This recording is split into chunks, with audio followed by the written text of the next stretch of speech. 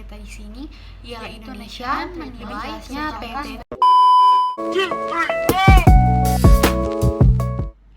Pada kesempatan kali ini, saya mengangkat salah satu kasus dagang internasional atau sengketa dagang internasional, yakni kasus mobil nasional Timor dengan Jepang dan Uni Eropa. Pihak yang bersengketa di sini ialah Indonesia, lebih jelasnya PT Timor Putra Nasional, yang dalam hal ini berkedudukan sebagai produsen mobil nasional bernama Timor, dan Jepang serta Uni Eropa yang juga adalah selaku negara produsen mobil.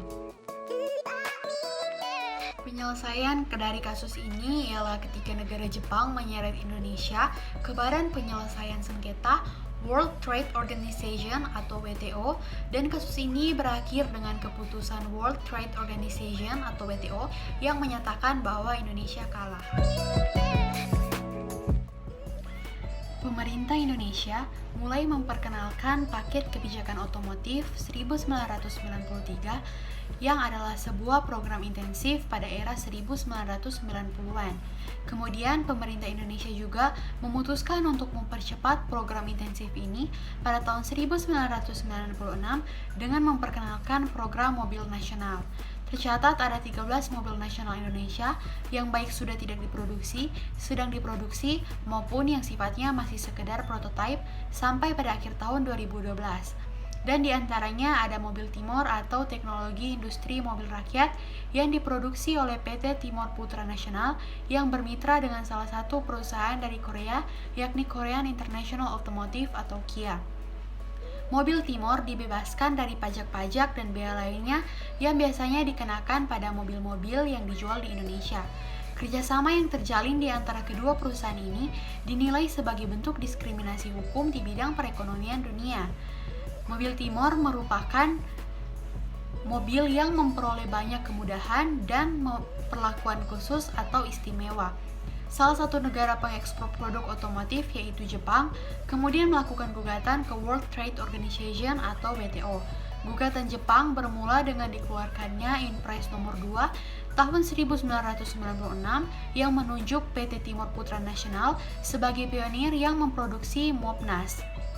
Namun, karena belum dapat memproduksi di dalam negeri, maka keluarlah keputusan Presiden nomor 42 tahun 1996 tentang perbuatan atau pembuatan mobil nasional yang membolehkan PT Timor Putra Nasional untuk mengimpor mobil nasional yang kemudian diberi merek Timor dalam bentuk jadi dari Korea Selatan. Hak istimewa atas pajak dan bea terhadap PT Timor Putra Nasional diberikan dengan syarat menggunakan komponen lokal hingga 60% dalam 3 tahun sejak mobil nasional pertama dibuat.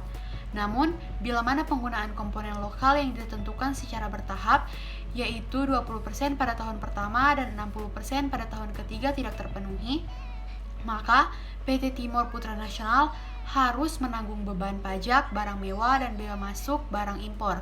Namun, pada faktanya, mobil Timor masuk ke Indonesia dalam bentuk jadi dari Korea Selatan tanpa bea masuk apapun, termasuk biaya pelabuhan dan lainnya.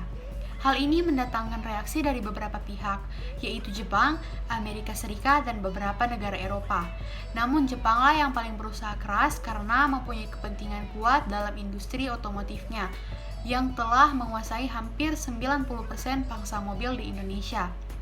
Akhirnya, terjadi dialog antara Jepang dengan pemerintah Indonesia, namun tidak menghasilkan kesepakatan apapun. Kemudian, tindakan lanjutan dari Jepang, yaitu melalui Wakil Menteri Perdagangan Internasional dan Industri, menyatakan bahwa mereka akan membawa masalah ini ke World Trade Organization atau WTO. Pada 4 Oktober tahun 1996, pemerintah Jepang resmi mengadukan Indonesia ke World Trade Organization yang didasarkan pada pasal 22 ayat 1 GATT. Inti dari pengaduan Jepang adalah ingin agar masalah sengketa dagangnya dengan Indonesia diselesaikan sesuai dengan kesepakatan perdagangan multilateral sesuai dengan ketentuan yang tercantum dalam WTO. Bahwa jika dalam tempo 5-6 bulan setelah pengaduan ke WTO belum dapat diselesaikan, maka Jepang akan membawa perkara tersebut ke tingkat yang lebih tinggi. Setelah 6 bulan tidak ada penyelesaian, sejak Jepang secara resmi mengadukan Indonesia ke WTO melalui pembentukan Dispute Settlement Body atau DSB, atau sidang bulanan pada penyelesaian sengketa. Pembentukan panel pun dilakukan.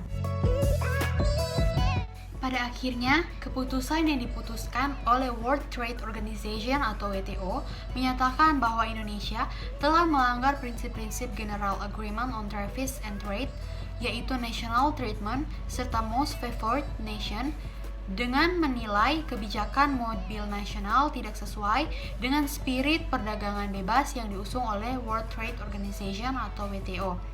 Oleh karena itu, WTO menjatuhkan putusan kepada Indonesia untuk menghilangkan subsidi serta segala kemudahan yang diberikan kepada PT Timur Putra Nasional selaku produsen mobil Timor dengan pertimbangan sebagai berikut.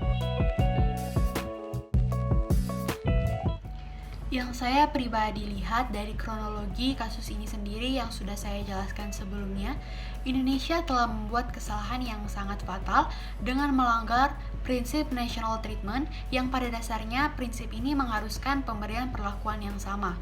Perlakuan yang sama ini dilakukan dengan cara tidak melakukan tindakan dengan tujuan untuk melindungi produk domestik atau produk impor, serta melanggar prinsip most favored nation yang mengharuskan perdagangan dilaksanakan atas dasar non-diskriminatif, yakni semua negara harus diperlakukan atas dasar yang sama dan semua negara menikmati keuntungan dari suatu kebijakan perdagangan. Oleh sebab itu, menurut saya pribadi, keputusan yang diputuskan oleh World Trade Organization atau WTO sudah sangat tepat dikarenakan Indonesia telah benar-benar melanggar prinsip-prinsip dalam General Agreement on Tariffs and Trade. Indonesia melakukan diskriminasi terhadap negara-negara serta menunjukkan perlakuan yang berbeda-beda. Padahal, sudah seharusnya bagi Indonesia yang sudah secara resmi bergabung dengan World Trade Organization atau WTO dengan meratifikasi konvensi WTO melalui Undang-Undang Nomor 7 Tahun 1994, maka secara hukum Indonesia terikat dengan ketentuan-ketentuan GATT termasuk pula prinsip-prinsip di dalamnya. Dan dengan dilanggarnya prinsip-prinsip ini sudah menjadi pelanggaran fatal yang dilakukan oleh Indonesia. Sekian presentasi yang bisa saya sampaikan pada kesempatan kali ini. Semoga presentasi ini bisa menjadi manfaat bagi banyak orang. Terima kasih.